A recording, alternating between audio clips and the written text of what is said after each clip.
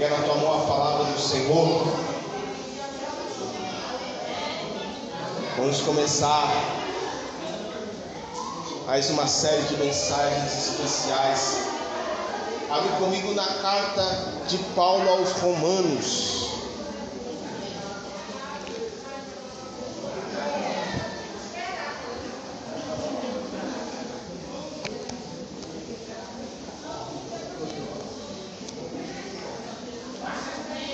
Carta de Paulo aos Romanos, capítulo de número 1.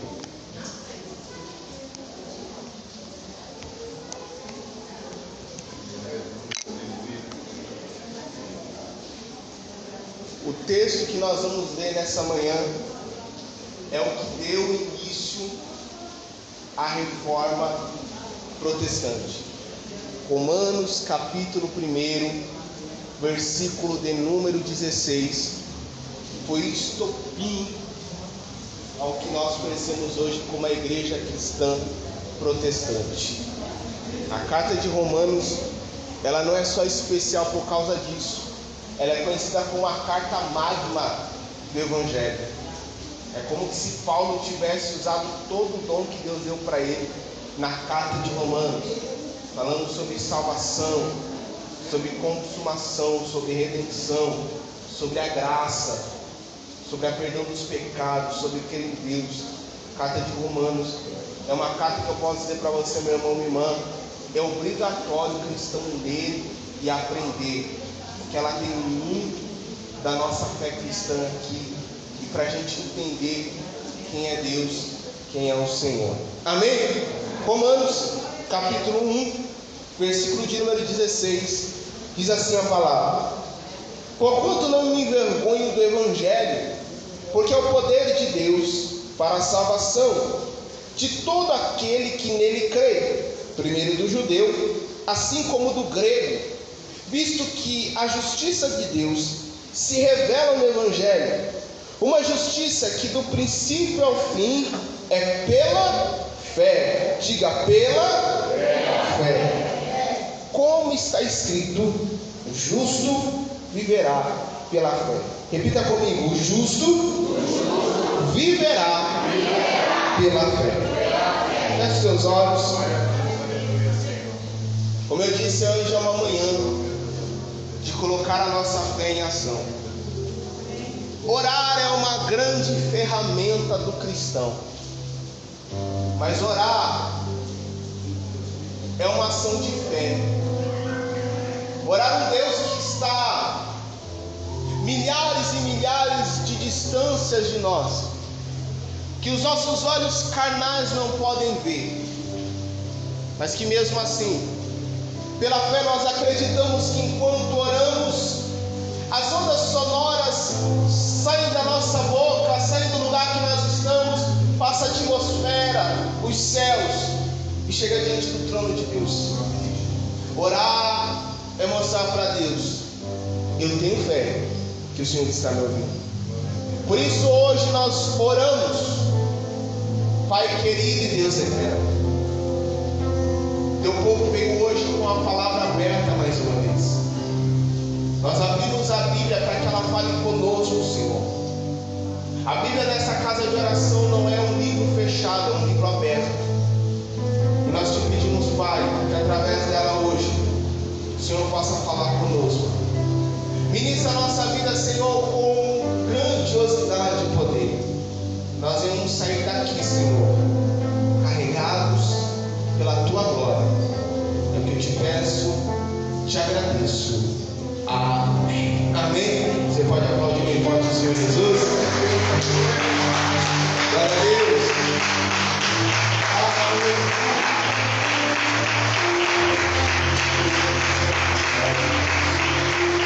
Vamos para assento.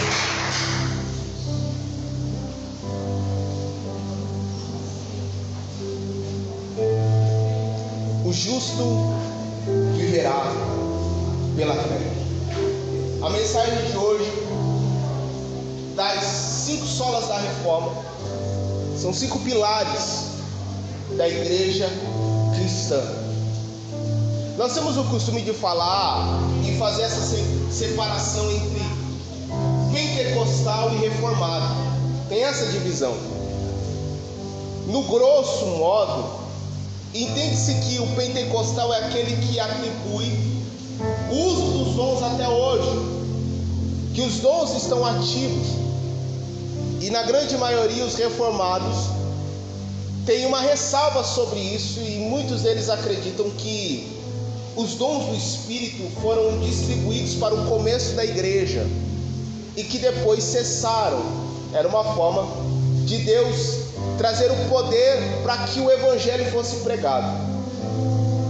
Essa distinção acaba separando a gente de algo que nós não somos separados, e acaba criando cismas e até preconceitos de alguns.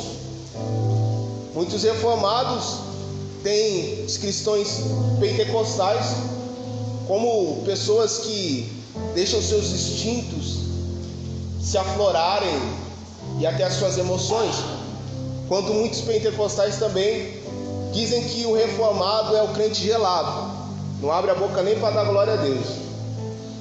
Mas a gente precisa quebrar essa cisma. A gente não é um povo diferente com Deus diferente. Nós nascemos do mesmo berço, nós começamos no mesmo dia, na mesma época.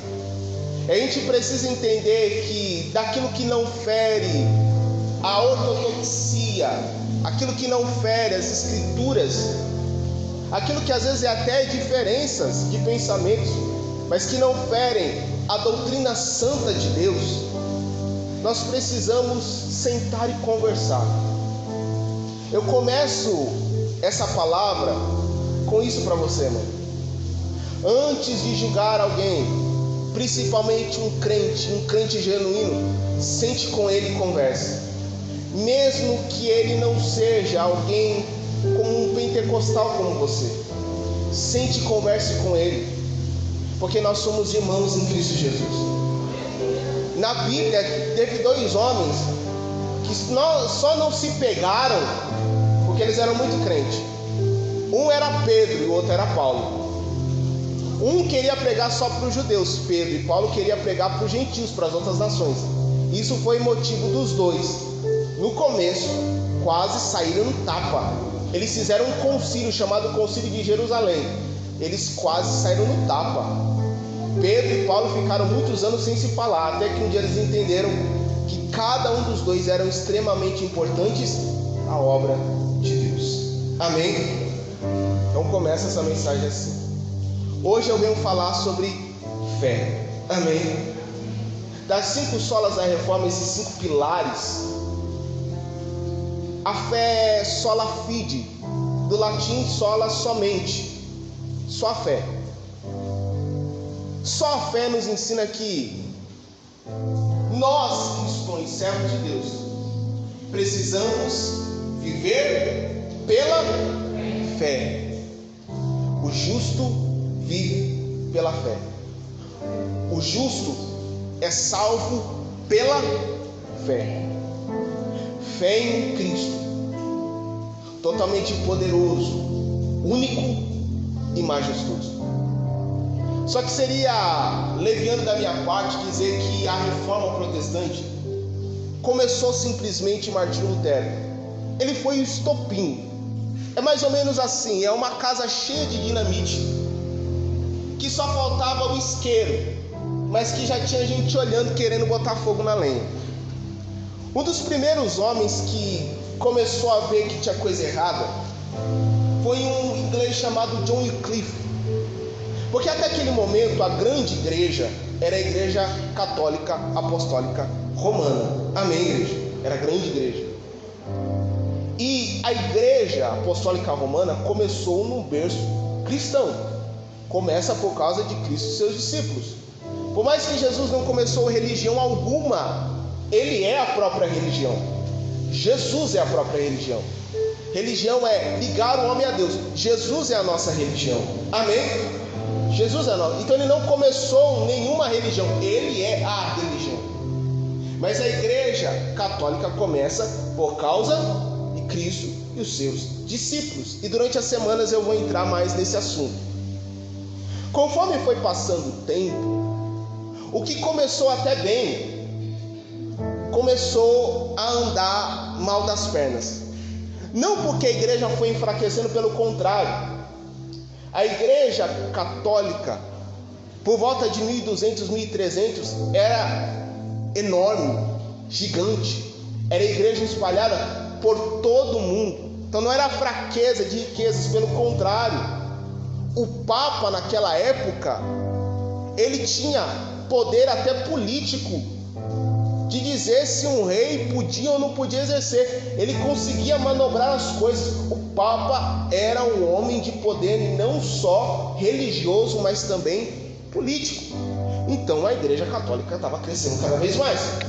Só que nessa crescente eles começaram a se perder nos dogmas, na fé e na doutrina. E para que eles arrecadassem cada vez mais recursos para construir seus templos, seus lugares de congregação, suas catedrais, eles começaram a criar manobras para isso. Amém, igreja? Uma das manobras foi a simonia, que é a venda de objetos místicos. Por exemplo, vamos imaginar que alguém encontrou o túmulo de Maria. Eles pegavam um esqueleto e diziam: esse cano é de Maria. E é claro que se tornava um objeto sagrado. E aí era vendido esses objetos. Tecidos que eram ditos serem dos discípulos, dos apóstolos, para arrecadar recursos para a construção dos seus templos, para enriquecimento dos padres, dos papas da grande igreja. Outra coisa que foi inventada nessa época foi as indulgências, também para angariar recursos. Qual era o fato da indulgência? Alguém morria, e você sabe que se a gente morre, a gente só tem dois destinos. Qual é? O céu e o inferno. É nessa época que a igreja católica, o papado, cria o purgatório, um lugar para que a alma esperasse para o seu destino, o purgatório. Quando a pessoa morria, ela já não pode fazer mais nada. É nessa época que é instituída a missa de sétimo dia. As pessoas vão e acendem as velas para a alma encontrar o lugar para chegar no purgatório. Só que chegando lá, ela já não pode fazer muita coisa. Mas aqueles que estão vivos e seus familiares ainda podem ajudar essa pessoa a chegar no céu. É a indulgência. Você pagava uma oferta, e quando isso é documento papal, quando a moeda tilitava na arca, no gasofilaço, quando fazia um barulho, a alma saía do purgatório e ia para o céu. Isso começa já em 1300, 1200, 1300. Aí esse homem chamado John Wycliffe, ele olha isso e ele fala assim: isso está errado. Aonde que está a fé em Deus, a fé em Cristo, na sua morte, na sua ressurreição, na redenção que ele veio fazer por nós? E ele começa a combater isso, pregando e dizendo ao povo. Só que naquela época, qualquer que pregasse contra era morto, era perseguido. Mas através das palavras desse homem, um movimento começou, por mais que ainda fosse apenas um movimento local. Passa-se poucos anos, porque a história de John Wycliffe é no final de 1300, começo de 1400, um homem chamado John Hus, um tcheco, se levanta por causa das mesmas coisas que não mudaram e estavam crescendo: a simonia, as indulgências e a adoração aos santos. A veneração a Maria crescia cada vez mais. Amém? John Hus também vai combater um grande problema na ceia. porque a ceia era participada completamente apenas pelo padre ou pelo papa, a hóstia e o vinho. A igreja só participava da hóstia, e ele começa a combater isso, que a igreja deveria participar da ceia por completo. Outro problema que ele vê é: as pessoas precisavam entender a Bíblia. Naquela época toda a missa era feita em latim, a Bíblia era lida em latim. Qual o problema disso? O latim já não era falado há quase 2000 anos, então ninguém entendia nada quando vinha para o culto, não entendia nada quando pregava, quando o papa, o padre falava, eles não entendiam. Então a pessoa entrava e saía e não entendia nada, não era edificada. Eles começam a brigar. O povo precisa entender o que eles estão fazendo.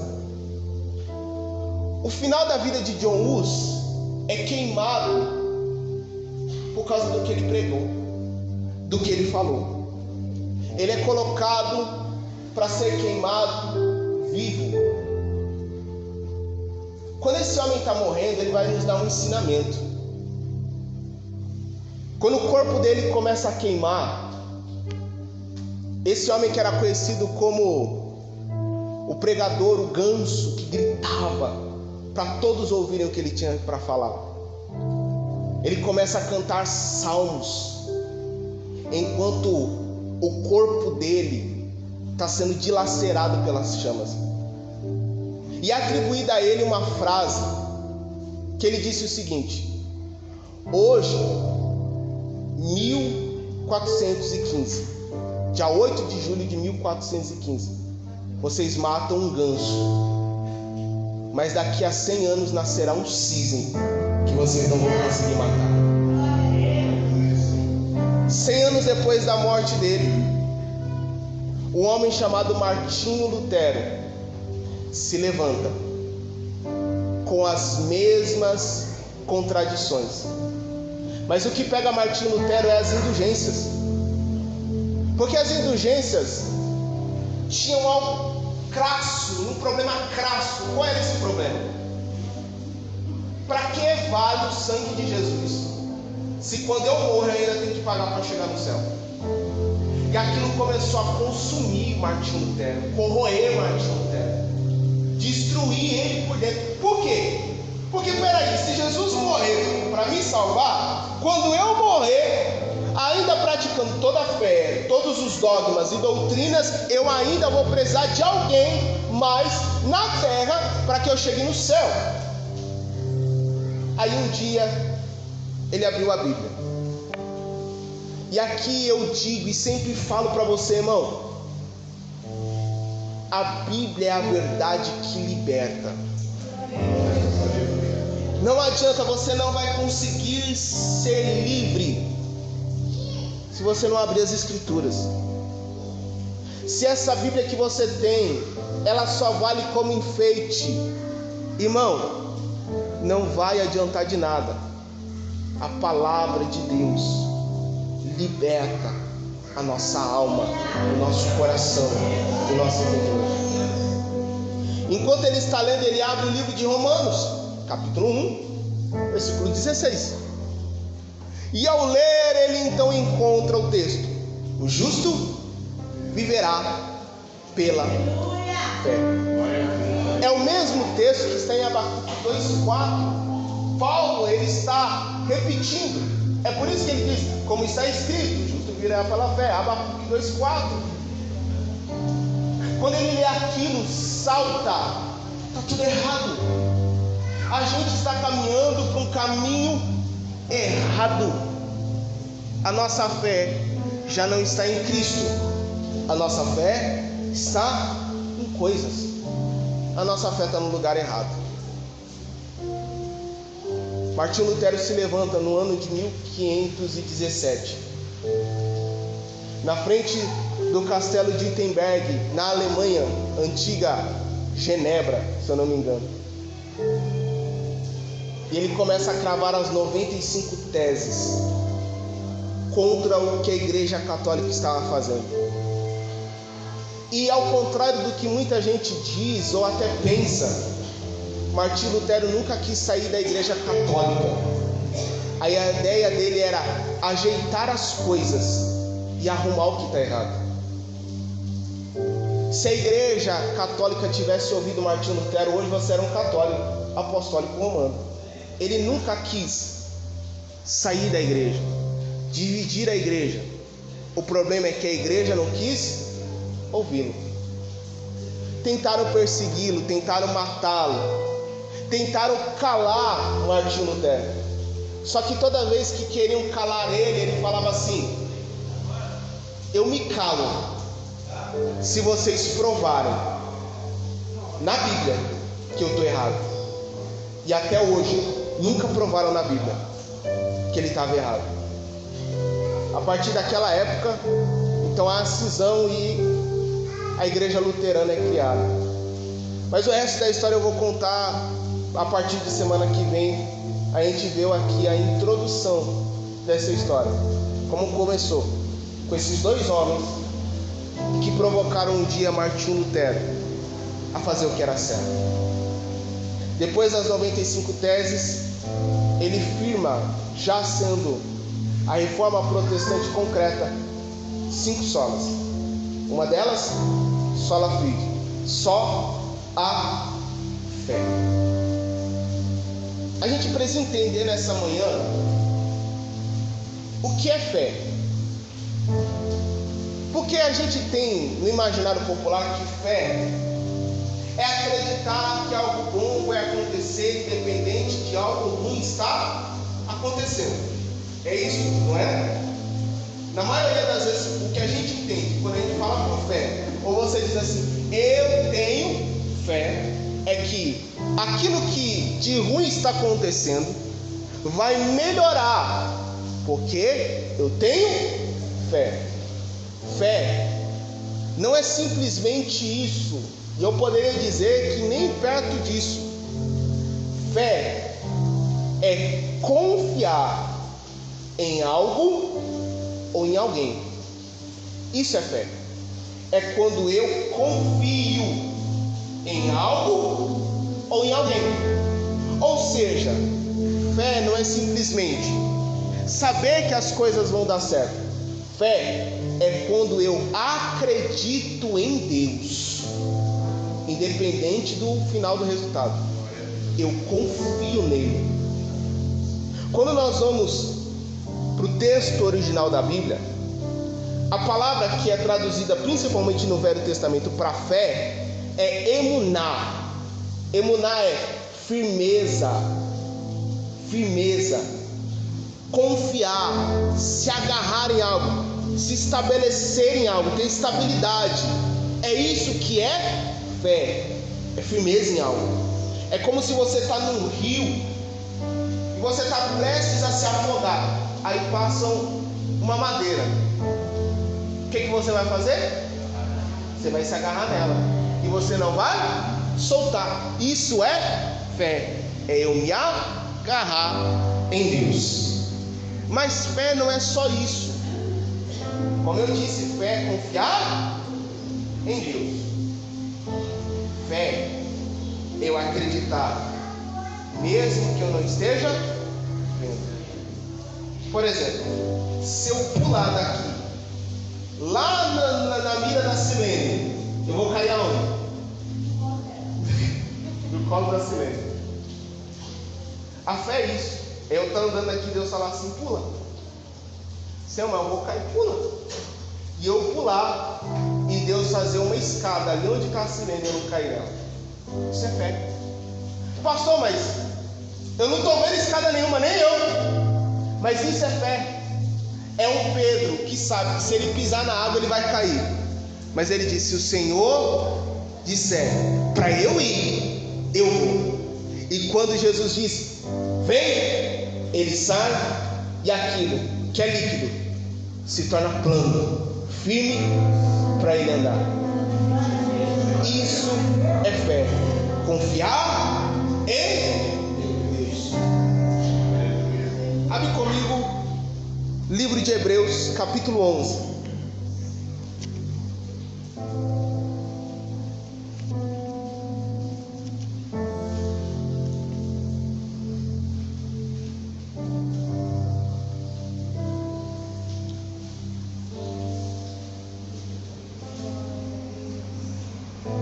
Hebreus capítulo 11,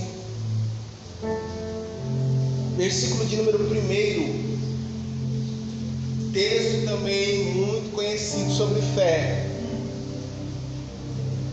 e que agora a gente vai entender ele completamente, porque fé não é confiar somente que as coisas vão dar certo, é confiar em Deus, independente do resultado. É eu andar nesse chão sem ver o piso se formar, sem ver a estrada se formar, mas confiar que Deus está no controle. Hebreus capítulo 11, versículo 1. Ora, a fé é a certeza. Eu vou ler na minha tradução, olha só que interessante. A fé é a certeza de que haveremos de receber o que esperamos, e a prova daquilo que não podemos ver.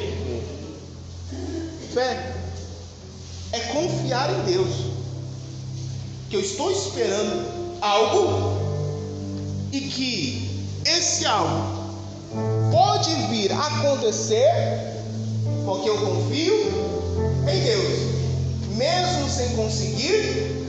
Eu não estou vendo, mas eu acredito. É por isso que Jesus vai chegar para Tomé e vai dizer o que? Tomé, você acreditou porque você viu. Bem-aventurados são aqueles que não viram, mas creram.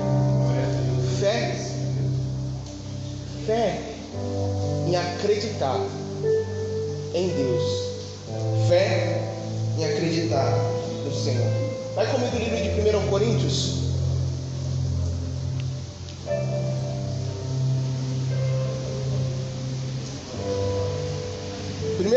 capítulo 15.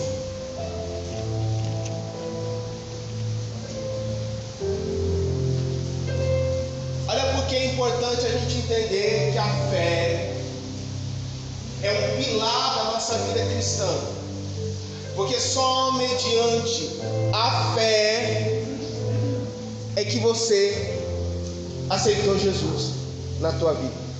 Quer ver? Olha o que Paulo vai dizer.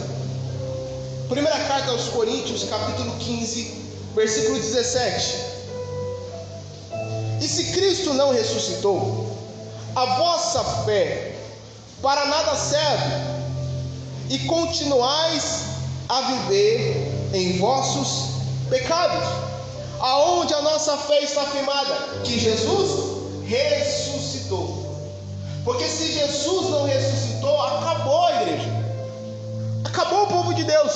Porque a minha fé e a tua fé está firmada que Jesus morreu na cruz, mas ao terceiro dia Ele ressuscitou. E assim como Ele ressuscitou, um dia nós podemos morrer, nossa carne pode ser consumida pela terra, mas quando Ele tocar a trombeta no céu, vai chamar a igreja, e assim como Cristo ressuscitou, a igreja também ressuscitará.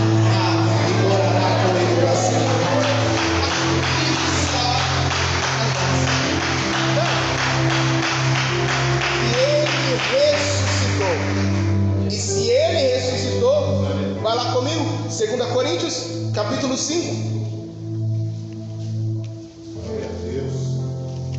versículo de número 7.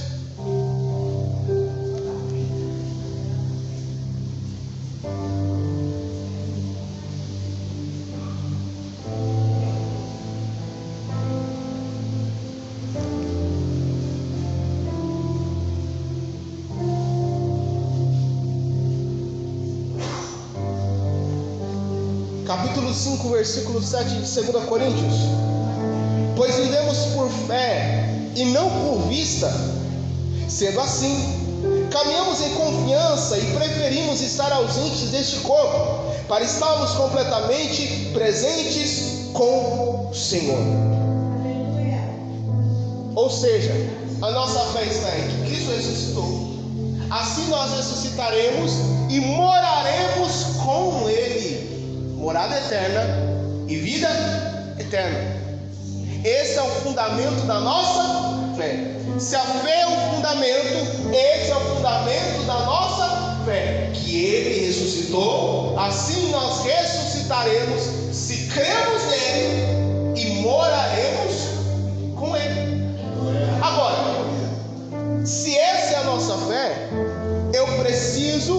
me agarrar nisso, nessa fé. Porque se eu não acreditar nisso, e a fé vai além de acreditar, é ter fé. Porque acreditar, irmão, a Bíblia mesmo diz que até o diabo e seus demônios creem. Mas eles creem porque eles viram. Mas eles deixaram. Nós, por mais que não vimos, temos fé de que essa palavra é real e verdadeira. Nós não temos nenhuma prova humana. Não temos. Qual é a prova humana que você tem que Jesus ressuscitou? Tem nenhuma prova humana. Nenhuma. A gente sabe que esse Jesus, o homem, viveu. Ele existiu. Que ele morreu. Mas o que tange a ressuscitar, nós só acreditamos pela fé. Porque pelo contrário, quanto mais o tempo passa, mais tentam fazer a gente desacreditar. Mas aquele que está agarrado na fé em Cristo Jesus nunca será enganado. Amém? Olha para a pessoa que está do seu lado e diz com fé para ela: tenha fé. Você ainda vai ver o Rei dos Reis e Senhor dos Senhores. Você pode aplaudir a palavra do Senhor?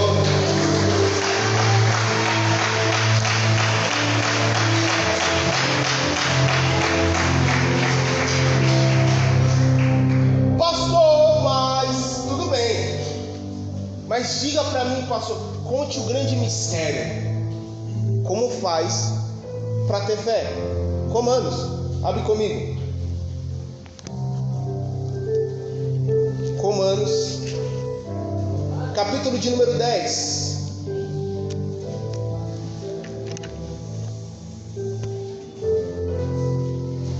Romanos, capítulo de número 10, versículo de número 17. Também um texto conhecido da igreja, que a gente até gosta de falar, mas a gente não gosta de praticar. Chama, quando você ouve esse versículo, teu coração pula de alegria, você está até tem mistério, você começa a falar, mas tu não gosta de praticar. Mas a partir de hoje você vai falar: não, eu vou começar a praticar mais. Olha lá, Romanos capítulo 10, versículo de número 17. Como consequência, a fé vem pelo ouvir, e ouvir a palavra. Como é que eu tenho fé? Como é que essa fé é aumentada em meu coração? Ouvindo as palavras de Deus. Como está na minha tradução, as boas novas, o Evangelho. O Evangelho e as boas novas. Como é que a minha fé é aumentada? Não tem mistério, é ouvindo a palavra de Deus. Porque se liga a TV, irmão, você vai no jornal, e, irmão, a última coisa que você consegue é ter fé. Mas tu passa o dia inteiro assistindo da Atena, assiste que o Bate. Você sai de lá e fala: meu Deus, acabou a vida, não tem mais. Infelizmente, essa semana que passou, te viu o desastre que teve, o crime que fizeram com a menina aqui na nossa região. Vai falar para mim, você confia no que no ser humano? Então a fé não é acrescentada com as coisas humanas, com as coisas que estão acontecendo. Semana eu fui ver uns vídeos, irmão, de gente, pessoa, que eles querem os seus direitos. Amém? Alguma coisa contra ter os direitos das pessoas? Mas elas querem o direito de ser cachorro. Aí você pensa no protesto. Não, ela quer o direito, ela vai falar que não, elas estão latindo e de quatro, igual o cachorro. Irmão, você vai ficar confiando na humanidade aonde? Em lugar nenhum. Você vê uma bizarrice pior do que a outra. Aí o ser humano tem inteligência, e aí em vez de fazer as coisas boas, todo ano aparece uma droga pior. Há uns tempos atrás era a maconha, depois cocaína, há pouco tempo atrás o crack, e agora já criaram outro, que ainda não chegou aqui no Brasil, mas está chegando, é o K9, é o resto. Então, irmãos, e a pessoa fica alucinada, e aí você fala assim, meu Deus, aonde que vai parar o ser humano? E aí você vai consumindo a sua fé. Mas quando você abre as escrituras, a tua fé é avivada, a tua fé é acrescentada.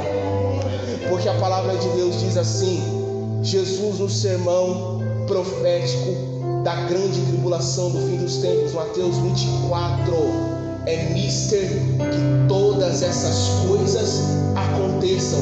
Ainda não é o fim, mas é o princípio do fim. Aí você entende, é porque ele está voltando. A tua fé não vai ser acrescentada, irmãos, por causa de uma notícia legal. A tua fé vai ser acrescentada quando você abrir a Bíblia. Quando você criar a vergonha na sua cara de crente, abrir a Bíblia e ler as Escrituras, a tua fé vai ser acrescentada e a tua fé vai ser aumentada, irmão. A nossa fé está firmada em Cristo, nas boas novas do Evangelho. Mas está aqui, irmão. E pode ter certeza que o que mais o mundo quer e as trevas querem é que você não ame ler essa Bíblia, esse texto. Porque esse texto tem a capacidade de libertar a tua vida. Quando você lê e você vê quem é Jesus, você é liberto. Fala para a pessoa que está do seu lado, lê a Bíblia. Semana passada eu pedi para vocês beber água. Hoje, lê a bendita dessa Bíblia, irmão. Fica com essa Bíblia fechada, irmão. Toda vez que você fica com a Bíblia fechada, o diabo dá risada. Já que vocês têm medo do diabo, crente tem medo do diabo. Então pronto, toda vez que você fecha a Bíblia, o diabo dá risada. Porque é mais um dia que você continua cego para as coisas de Deus. Como ter fé pela palavra. A fé é um dom que vem de Deus. Coríntios capítulo de número 12. 1 Coríntios capítulo 12.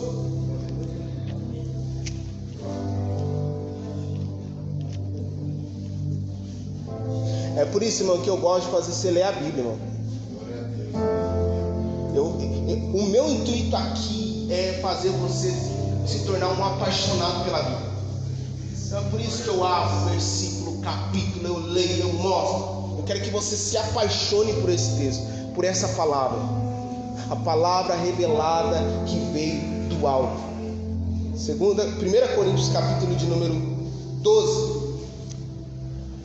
Versículo de número 6.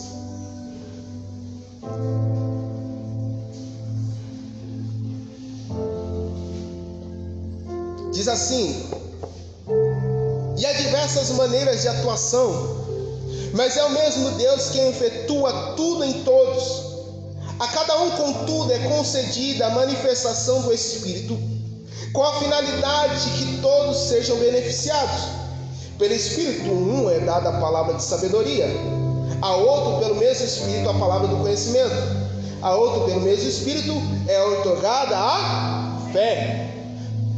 Deus está mostrando para nós, a fé é um dom, e tem que ser a primeira coisa que um crente tem que pedir para Deus: Senhor, me dá fé. Glória a Deus. Me dá fé. Ah, pastor, então se fé é um dom, então nem todo mundo tem. Fica nesse seu pensamento aí. É a primeira coisa que um crente tem que pedir para Deus: Deus, me dá fé. Porque até então você talvez pensava: eu preciso ter fé. Não, Deus, até isso, irmão, você só precisa pedir. Você não precisa criar fé, você precisa pedir: Senhor, me dá fé, me acrescenta fé, aumenta minha fé. A fé é um dom que vem de Deus. Abre comigo Efésios. Efésios capítulo 2, versículo 8.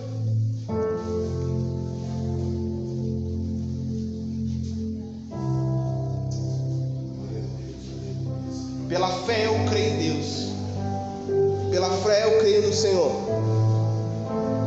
Pela fé, eu sou salvo.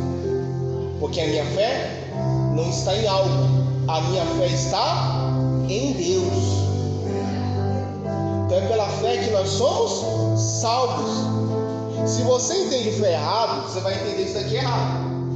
Se a fé é acreditar, você vai entender errado. Você vai colocar a tua salvação em outra coisa que não é Deus. Mas quando você entendeu a partir de hoje que a fé não é nas coisas, a fé é em Deus, é no Senhor, pela fé nós recebemos a salvação. Olha lá, Efésios capítulo 2, versículo de número 8. Porquanto pela graça sois salvos por meio da fé, e isso não vem de vós, é dom, não vem por intermédio das obras, a fim de que ninguém venha se orgulhar por esse motivo. Ou seja, eu sou salvo porque eu creio em Deus. Crendo em Deus, a graça de Deus é derramada sobre mim. Mas tudo começa na fé. Tudo começou quando um dia você levantou a tua mão e aceitou Jesus. Mesmo sem ver Ele aqui, mesmo talvez audivelmente sem ouvir a voz dele, mas você teve fé. A palavra que eu estou ouvindo é uma palavra verdadeira. E pela fé você veio. Naquele dia, a graça do Senhor foi derramada sobre a tua vida e você foi salvo. Salvo porque você reconheceu quem é o autor, consumador da nossa fé e quem foi que derramou o seu precioso sangue para te salvar. Então, um meio pelo qual eu creio, eu sou salvo, um meio, o caminho é a fé. É a fé em Deus. Fé em Deus. Bom, a fé é um dom. E o dom vem de Deus. Então, irmão, quando precisar de fé, sabe para quem você vai ligar? Para Jesus Cristo. Ele tem fé para derramar sobre a tua vida. Porém, a gente acabou de ler aqui Paulo, sim ou não? Ele acabou de dizer que a fé, ou melhor, a salvação não vem pelas obras, sim ou não? Porém, a fé precisa de obras. Não para salvação, mas aquele que tem fé é reconhecido pelas obras. Abre comigo, carta de Tiago, lá no finalzinho da Bíblia, capítulo 2.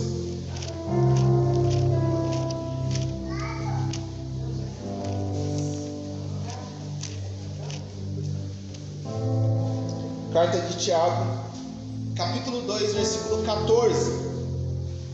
E o texto que eu vou ler aqui agora, ele é usado para combater o que eu estou pregando aqui. Amém, igreja? Sola fide. É usado para combater. Olha, Martinho Lutero falava que era só fé, mas Tiago disse o que eu vou dizer agora. Amém? Só que eu fiz questão de ler com você Efésios. E Efésios, Paulo vai dizer que pela graça nós somos salvos, mediante ou por meio da fé. Então o negócio está junto. Aí usam esse texto para dizer, não é pela fé, é pelas obras. Só que se eu sou salvo pelas obras, é porque eu preciso fazer alguma coisa para ser salvo.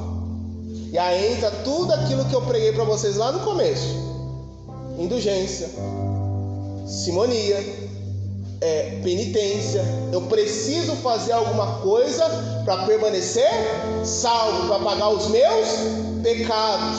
Amém?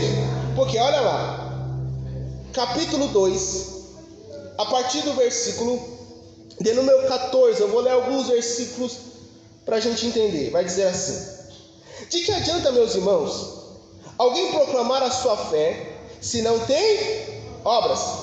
Acaso essa fé pode salvá-lo? Se ler isso daqui, você entende o quê? Tiago está dizendo o quê? Não adianta a fé, tem que ter obras para ser salvo. Só que tem uma coisa que a gente tem que aprender: a gente precisa pegar a Bíblia e ler a Bíblia. A gente tem que ler a Bíblia. A Bíblia, e essa semana eu falei, a Bíblia é como uma cebola, irmãos. Se sobra a primeira camada, é cebola, sim ou não? Mas ela tem mais coisa aí. E você precisa descascar ela. Então Tiago, só que Tiago não está falando que pela fé a gente não é salvo, ou por meio da fé, que precisa de obras, não. O problema é quando a fé não vem acompanhada de obras. Aí ele diz, pode essa fé então salvar? Porque é uma pessoa que diz que tem fé, mas não faz nada com a fé que tem. Amém? É igual tu ter um carro na garagem. Se você não dirige ele, não adianta. Não, pode ser o melhor carro. Você precisa. Amém? Olha lá, ele vai continuar, versículo 15. Se o irmão ou uma irmã estiverem necessitados de roubo, passando privação de alimento de cada dia, e qualquer dentre vós lhe disser, ide em paz, aquecei-vos e comei, até satisfazer-vos, porém sem lhe dar alguma ajuda concreta, do que adianta? Desse mesmo modo, em relação à fé, por si só, se não for acompanhada de obras, está morta. Ou seja, a fé continua no mesmo lugar dela. Só que Tiago está acrescentando, eu preciso ter obras. Ele vai continuar dizendo no versículo 18. Entretanto, alguém poderá afirmar, tu tens fé, e eu tenho as obras. Mostra-me tua fé sem obras, e eu te mostrarei minha fé mediante as obras que realizo. Crês tu na existência de um só Deus? Faze bem. Até mesmo os demônios creem e temem. Queres, pois, assegurar-te, homem sensato, de que a fé sem obras é de fato inútil? Ora, não foi Abraão, nosso pai na fé, justificado por obras, quando ofereceu seu próprio filho Isaque sobre o altar? Que ele está mostrando, Abraão é o pai da fé, mas ele precisou fazer alguma coisa. Deus provou a fé dele, fazendo ele ter obras. Entrega o teu único filho. Por mais que o sacrifício não se concretizou, Abraão foi lá e fez. Ele vai continuar dizendo no versículo 22. Vês desta forma que tanto a fé como as obras estavam agindo juntas, e a fé foi aperfeiçoada pelas obras. Cumpriu-se assim a escritura que declara, Abraão creu em Deus, e isso foi-lhe imputado, creditado como justiça, e ele foi chamado amigo de Deus. Versículo 25. Exemplo semelhante é o de Raabe, a prostituta. Não foi ela aceita por Deus pelas obras, quando acolheu os mensageiros de Israel e os conduziu à liberdade por outro caminho? Versículo 26. Portanto assim, como o corpo sem espírito está morto, da mesma forma, a fé sem obras é morta. Então a fé não me faz ser salvo. Ou melhor, as obras, a fé em Deus, em confiar em Deus, me leva de encontro à salvação. Mas alguém que diz que tem fé, ele carrega consigo obras.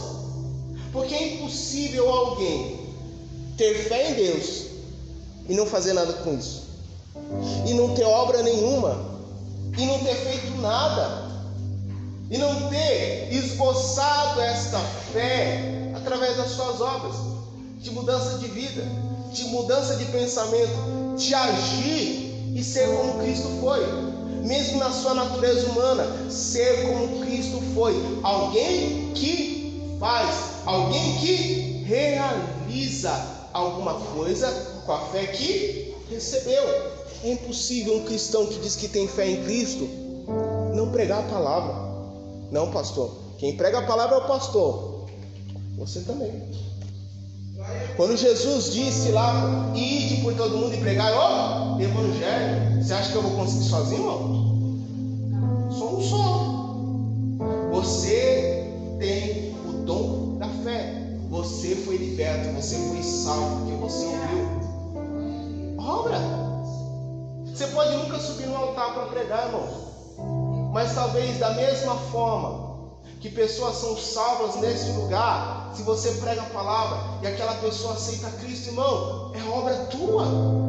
E isso não vai te fazer ser salvo, de forma nenhuma. Porque tem muita gente com muita obra, mas sem fé. Faz muito, mas não tem fé em Deus. Precisa caminhar fé e obras.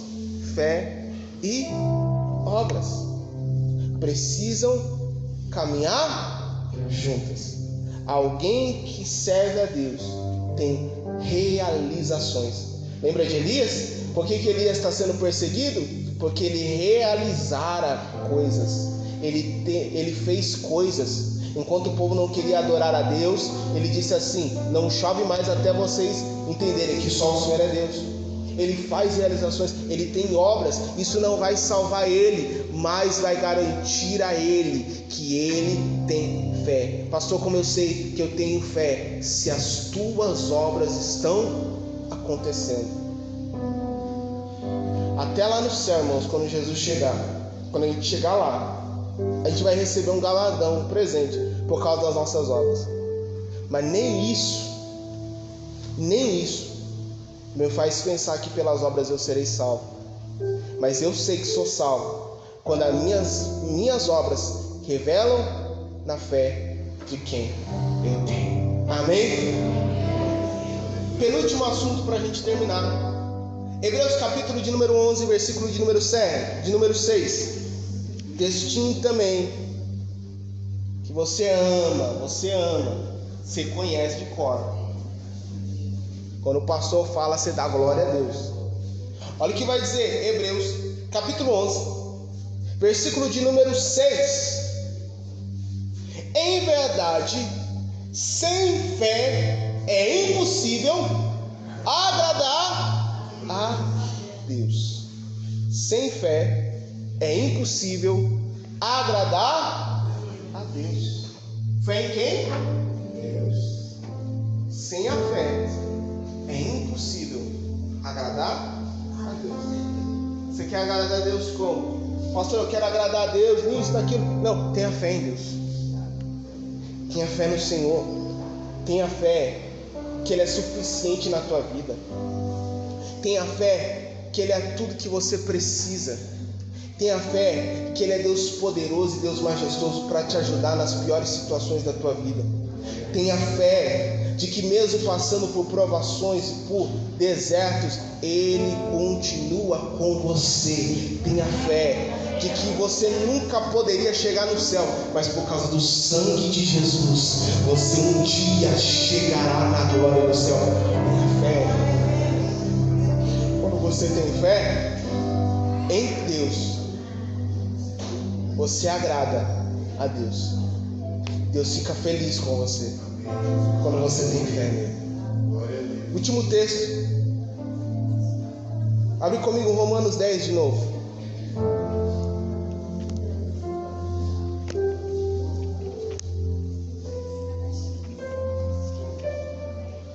Versículo de número 8. Romanos 10. Versículo de número 8. A fé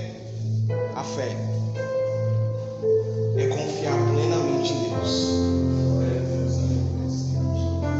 Por que a fé faz parte dos pilares da fé cristã protestante? Porque só Deus basta na nossa vida.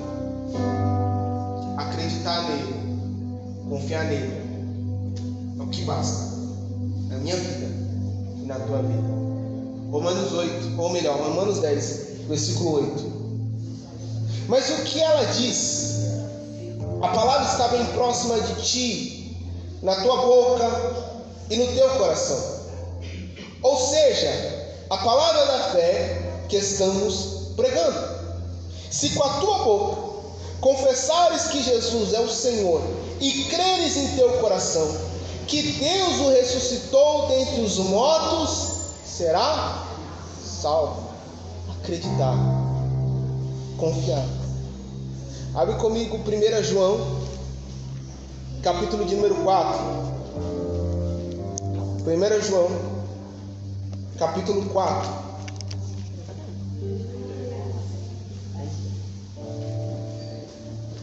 Primeira João, capítulo 4, versículo de número 14.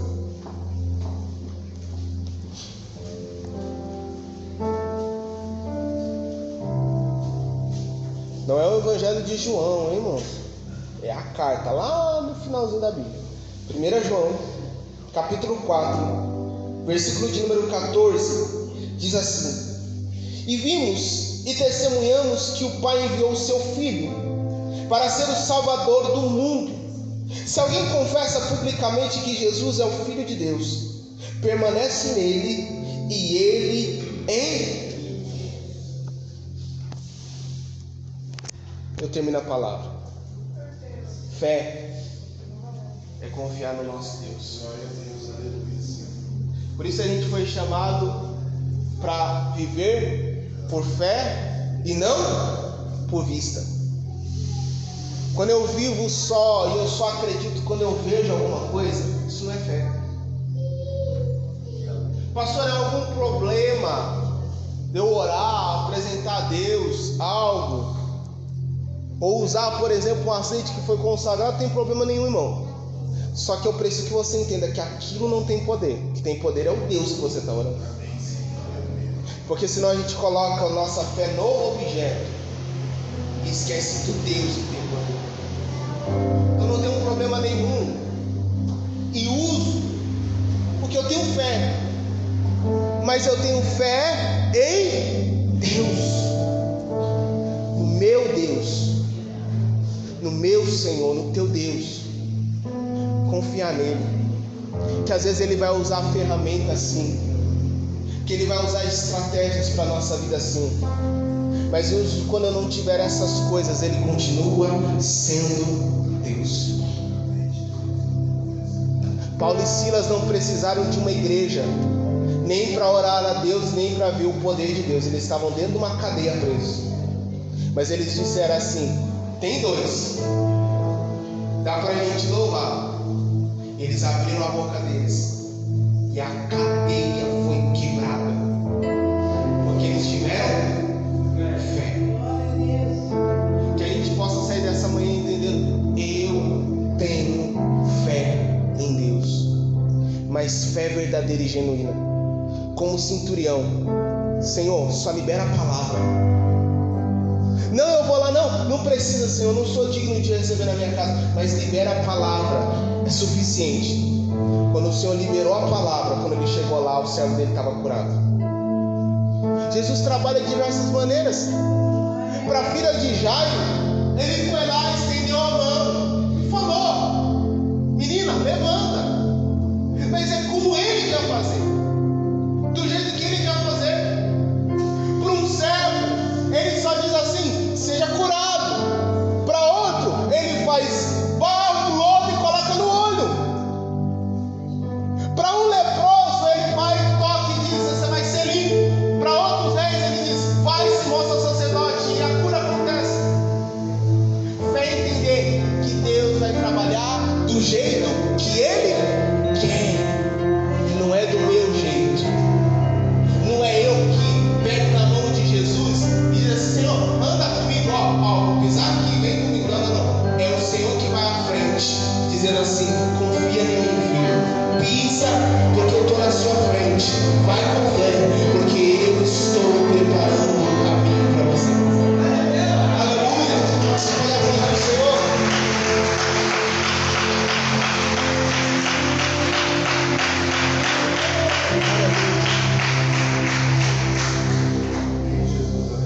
É por isso, irmãos, que a igreja, a nossa igreja, a igreja primitiva, ela começa num cenáculo.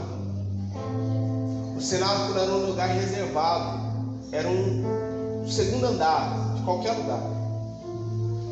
Aqueles 120 se reúnem nesse cenáculo durante 10 dias. Eles só têm um caminho: orar e esperar. Porque quando Jesus sobe, ele diz assim: eu estou subindo, mas vocês fiquem em Jerusalém, até que do alto vocês sejam revestidos de poder. Eles vão para o cenáculo. Eles ficam lá um dia, 2 dias, 3 dias, 6 dias, 9 dias, 10 dias. A única coisa que aquelas pessoas tinham é a palavra de Deus. E eles precisavam ter fé que o que Jesus disse iria acontecer. Quando? Eles não sabiam, eles não faziam ideia, mas Jesus mandou eles obedecerem. Enquanto eles estavam orando, assentados como vocês, na comunhão, eles viram um vento veemente e impetuoso soprando, invadindo a casa, enchendo cada um deles do Espírito Santo de Deus. A fé não é desacreditar do poder de Deus. A palavra fala que eles viram línguas repartidas como de fogo. A fé só me leva a acreditar mais no poder de Deus. Mas eu direciono a minha fé que estava nas coisas para Deus. Eles passaram 10 dias sem ver nada, mas no último dia eles viram o poder de Deus. O que eu quero que você entenda é que a fé vai continuar sendo a base da nossa fé.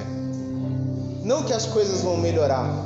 A minha fé tem que estar em Cristo Jesus, independente de qualquer coisa. Você pode aplaudir mais uma vez o Senhor?